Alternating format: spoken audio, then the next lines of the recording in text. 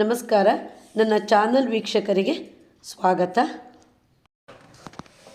ಮೆಂತೆ ಆರೋಗ್ಯಕ್ಕೆ ತುಂಬ ಒಳ್ಳೆಯದು. ಆಮಶಂಕೆ ಹೊಟ್ಟೆ ನೋವಾದಾಗ ಮೊದಲು ಮಾಡೋದು ಅಂದರೆ ಮೆಂತೆ ತಂಬಳಿ. ಅದ್ರ ಜೊತೆಗೆ ಬಿಸಿ ಅನ್ನ ಮತ್ತು ಬೆಣ್ಣೆ ಹಾಕ್ಕೊಂಡು ಊಟ ಮಾಡ್ತಾರೆ. ಆಗ ಹೊಟ್ಟೆ ನೋವಷ್ಟು ಮಾಯ ಆಗಿಬಿಡುತ್ತೆ. ಮೆಂತೆ 1 ಸ್ಪೂನು ಬಾಯಿಗೆ ಹಾಕ್ಕೊಂಡು ಮಜ್ಜಿಗೆಗೆ ಚೂರು ಉಪ್ಪು ಆಮೇಲೆ ಹಿಂಗೆ ಹಾಕ್ಕೊಂಡು ಕುಡಿದ್ರೆ ಅದರಲ್ಲೂ ಸಹಿತ ಹೊಟ್ಟೆ ನೋವು ಹೋಗುತ್ತೆ.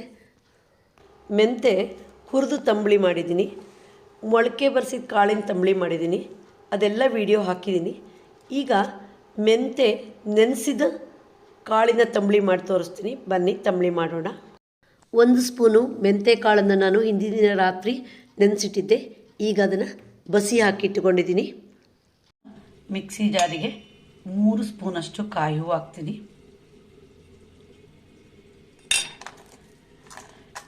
ಹಸಿಮೆಣಸಿಗಿಂತ ಕೆಂಪು ಮೆಣಸು ಚೆನ್ನಾಗಿ, ನಾನು 1 ಮೆಣಸನ್ನ ಪೀಸ್ ಮಾಡಿ ಹಾಕ್ತೀನಿ. ಇಲ್ಲಿ ಸ್ಪೆಷಲ್ ಅಂದರೆ 4 ಬೆಳ್ಳುಳ್ಳಿ ಹೆಸರು ಹಾಕ್ತೀನಿ, ತುಂಬ ಚೆನ್ನಾಗಿರುತ್ತೆ. 1/4 ಚಮಚ ಜೀರಿಗೆ ಹಾಕ್ತೀನಿ. ರುಚಿಗಾಗಷ್ಟು ಉಪ್ಪು ಹಾಕ್ತೀನಿ. ಈಗ ನೀರು ಹಾಕದೆ ಹಾಗೆ ಒಂದ್ಸರಿ ಇದನ್ನು ಪುಡಿ ಮಾಡ್ತೀನಿ. ಯಾವಾಗಲೂ ಅಷ್ಟೇ ತಂಬಳಿಗೆಲ್ಲ ರುಬ್ಬೇಕಾದ್ರೆ ಫಸ್ಟ್ ಒಂದ್ಸರಿ ಪುಡಿ ಮಾಡಿ ಆಮೇಲೆ ರುಬ್ಬಬೇಕು. ಫಸ್ಟೇ ನೀರು ಹಾಕಿದರೆ ಅಷ್ಟು ನಯಸ್ಸಾಗಲ್ಲ. ಮೆಂತೆ ಕಹಿ, ಅದಕ್ಕೆ 1 ಸೌಟಷ್ಟು ಹುಳಿ ಮೊಸರು ಹಾಕ್ತೀನಿ. 1/4 ಲೋಟದಷ್ಟು ನೀರು ಹಾಕ್ತೀನಿ. ಈಗ ನಯಸ್ಸಾಗಿ ರುಬ್ಬೋಣ. ತಂಬಳಿ ರುಬ್ಬಿದ್ದೀನಿ, ಒಂದ್ಸರಿ ಚೆನ್ನಾಗಿ ಮಿಕ್ಸ್ ಮಾಡೋಣ. ಈಗ 1 ಸೌಟಷ್ಟು ಸಿಹಿ ಮೊಸರು ಸೇರಿಸೋಣ. ಮೆಂತೆ ತಂಬಳಿ ರುಬ್ಬಿದ ತಕ್ಷಣ ಊಟ ಮಾಡಬಾರ್ದು. ಒಂದು ಅರ್ಧ ಗಂಟೆ ಅದು ಮಜ್ಜಿಗೆಯಲ್ಲಿ ಚೆನ್ನಾಗಿ ನೆನಿಬೇಕು, ಆಗ ಅದರ ಕಹಿ ಪೂರ್ತಿ ಹೋಗುತ್ತೆ. ಈಗ ತಂಬಳಿಗೊಂದು ಒಗ್ಗರಣೆ ಕೊಡೋಣ. ಒಲೆ ಮೇಲೆ ಒಗ್ಗರಣೆ ಸೌಟು ಇಟ್ಕೊಂಡಿದ್ದೀನಿ. 1 ಸ್ಪೂನ್ ತುಪ್ಪ ಹಾಕಿದ್ದೀನಿ, 2 ಒಣಮೆಣಸಿನ್ಕಾಯಿ ಚೂರು ಹಾಕಿದ್ದೀನಿ.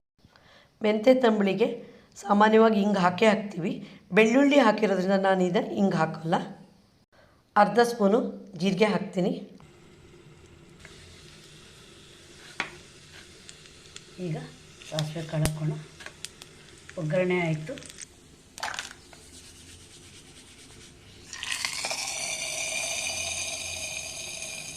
ಯಾವಾಗಲೂ ಒಗ್ಗರಣೆ ಹಾಕಿದ ತಕ್ಷಣ ಒಗ್ಗರಣೆ ಸೌಟನ್ನು ಆ ಪಾತ್ರೆ ಮೇಲೆ ಮುಚ್ಚಿಬಿಡಬೇಕು. ಆಗ ಅದರ ಪರಿಮಳ ಎಲ್ಲ ತಂಬಳಿ ಒಳಗೆ ಉಳ್ಕೊಳ್ಳುತ್ತೆ.